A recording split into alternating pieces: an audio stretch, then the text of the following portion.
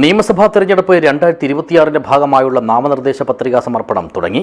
ആദ്യ ദിനമായ ശനിയാഴ്ച കാസർഗോഡ് ജില്ലയിൽ പ്രധാന മുന്നണി സ്ഥാനാർത്ഥികളടക്കം ആകെ 28 പേരാണ് പത്രികാ സമർപ്പണം നടത്തിയത്.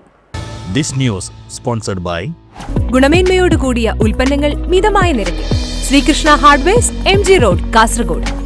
തൃക്കരിപ്പൂർ മണ്ഡലത്തിൽ 6 നാമനിർദ്ദേശ പത്രികകളും, ഉദുമ മണ്ഡലത്തിൽ 7 നാമനിർദ്ദേശ പത്രികകളും, കാഞ്ഞങ്ങാട് മണ്ഡലത്തിൽ 6 നാമനിർദ്ദേശ പത്രികകളും, മഞ്ചേശ്വരം മണ്ഡലത്തിൽ 8 നാമനിർദ്ദേശ പത്രികകളും, കാസർഗോഡ് മണ്ഡലത്തിൽ 1 നാമനിർദ്ദേശ പത്രികയുമാണ് ആദ്യ ദിനത്തിൽ സമർപ്പിച്ചത്.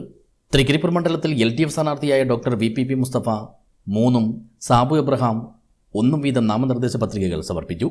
കൂടാതെ ഇതേ മണ്ഡലത്തിലെ 2020 സ്ഥാനാർത്ഥിയായ രവി കുളങ്ങര 2 സെറ്റ് പത്രികകളും സമർപ്പിച്ചു.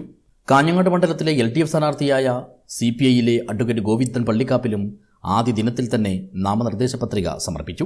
കൂടാതെ ഈ മണ്ഡലത്തിൽ BJP സ്ഥാനാർത്ഥിയായി M ബൽരാജും KK വേണുഗോപാലും BSPയുടെ സ്ഥാനാർത്ഥിയായി B വിജയകുമാറും പത്രികാ സമർപ്പണം നടത്തി. ഉദുമ മണ്ഡലത്തിലെ LDF സ്ഥാനാർത്ഥി CPIഎമ്മിലെ അഡ്വക്കേറ്റ് CH കുഞ്ഞമ്പു 3 സെറ്റും ബാലൻ 2 സെറ്റും നാമനിർദ്ദേശ പത്രികകളാണ് സമർപ്പിച്ചത്.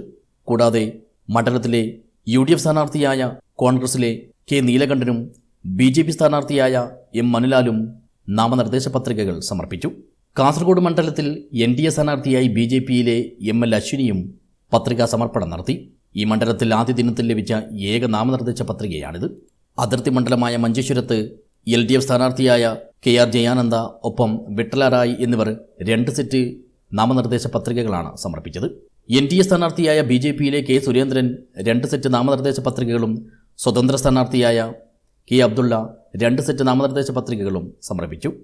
പ്രധാന മുന്നണികളുടെ സ്ഥാനാർത്ഥികളെല്ലാം തന്നെ വിവിധ കേന്ദ്രങ്ങളിൽ നിന്നും നേതാക്കളുടെയും പ്രവർത്തകരുടെയും അകമ്പടിയോടെയുള്ള പ്രകടനവുമായാണ് അതത് ഭരണാധികാരികൾ മുമ്പാകെ എത്തി നാമനിർദ്ദേശ പത്രികകൾ സമർപ്പിച്ചത്. News bureau, Kasaragod vision.